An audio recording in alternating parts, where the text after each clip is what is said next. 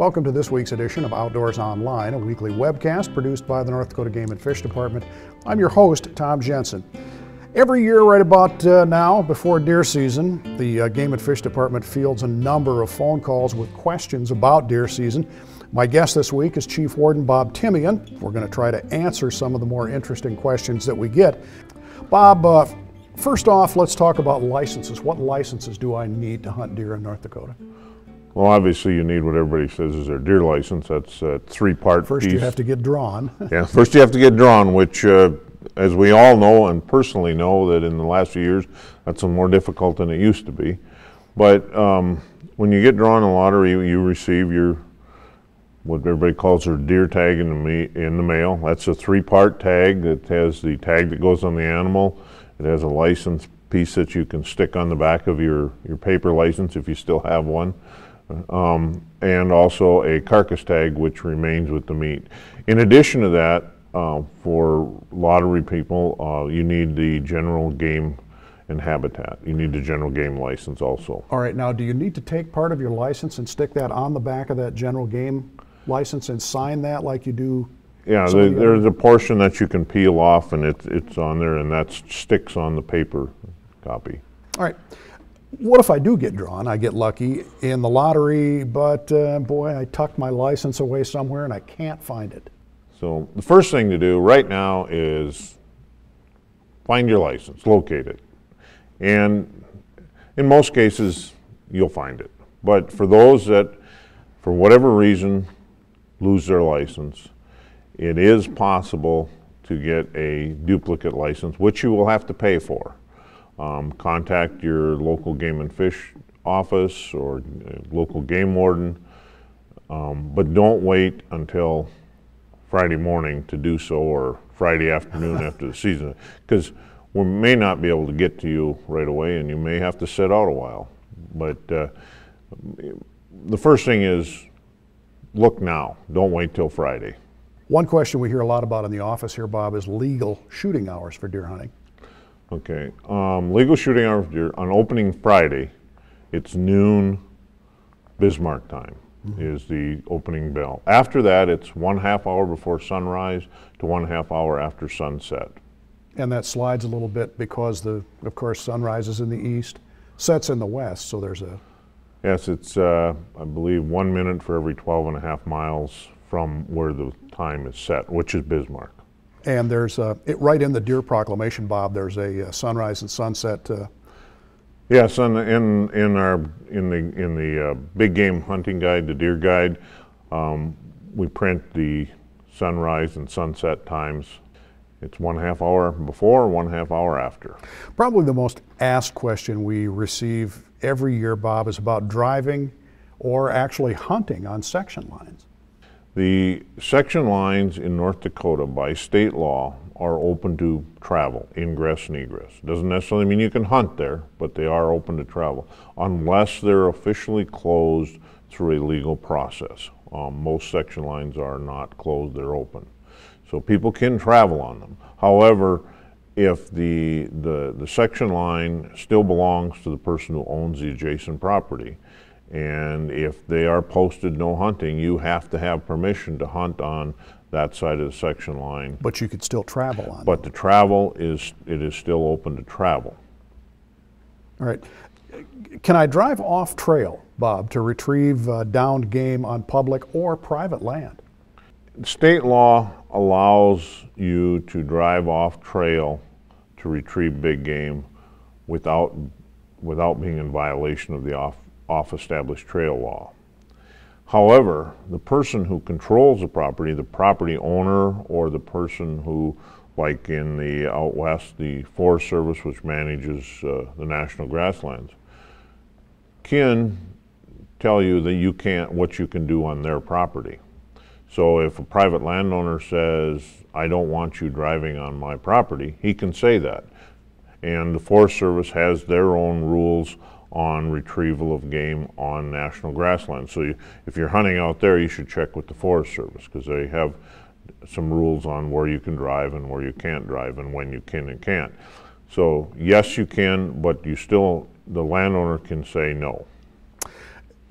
This brings up another good question, Bob, and what constitutes a trail? It might mean one thing to one person, something else for another. If you get a well-worn 2-track in there, that's obviously a trail, but what if there's one set of tracks that have been through there that might not be a trail? How do you tell a difference? That's always a question.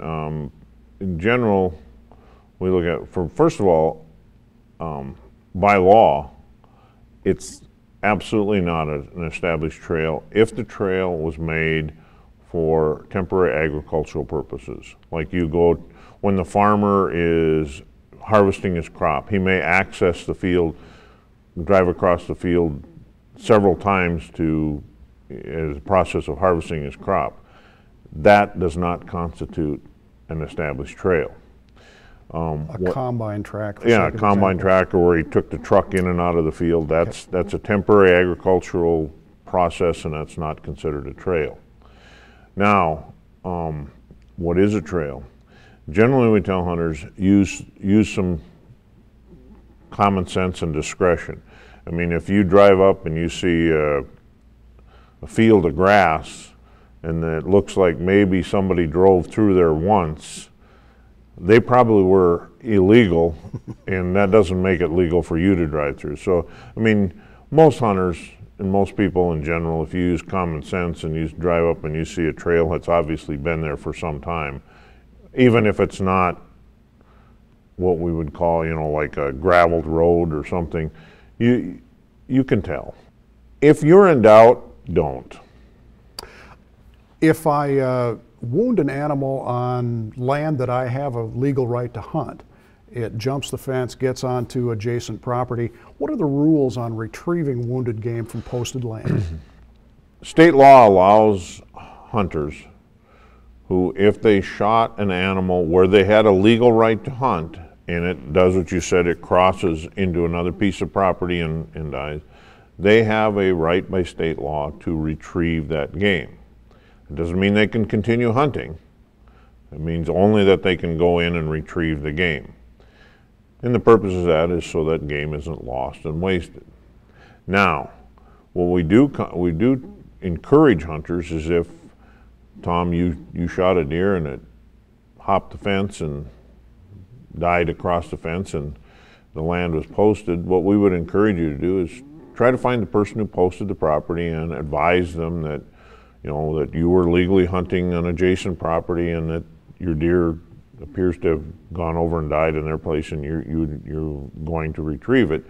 And most of the time, landowners will be fairly reasonable and probably be okay with it. What if they're not? If the landowner is adamant that you do not go in his property to retrieve your game, the course would be don't confront the landowner.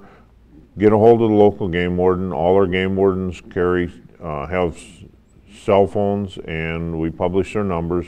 Get a hold of the local game warden, and he can see if he can resolve the situation. All right. Can I use a bow to fill a gun deer tag, or vice versa? During the gun season, you can use any legal weapon to fill your gun tag, i.e. if you want to fill it with a bow, you can certainly do that.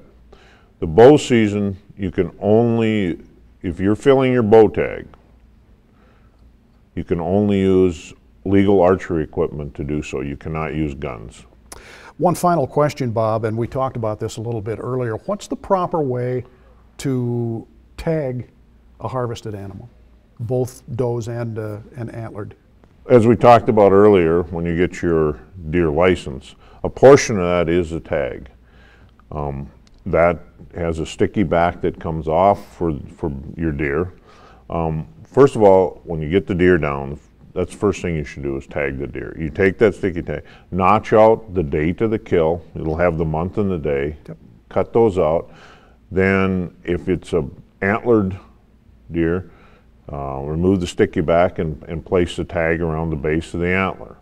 If it's an antlerless, cut a slit in one of the ears, and pass the tag through the slit, and then make sure the backs are stuck together and adhere the tag that way. All right, thanks, Bob. If you're looking for a place to drop off your deer head for the CWD monitoring effort, you can find a complete list on the Game & Fish website at gf.nd.gov. The 2016 North Dakota firearms deer season opens at noon on November 4th and lasts until Sunday, November 20th.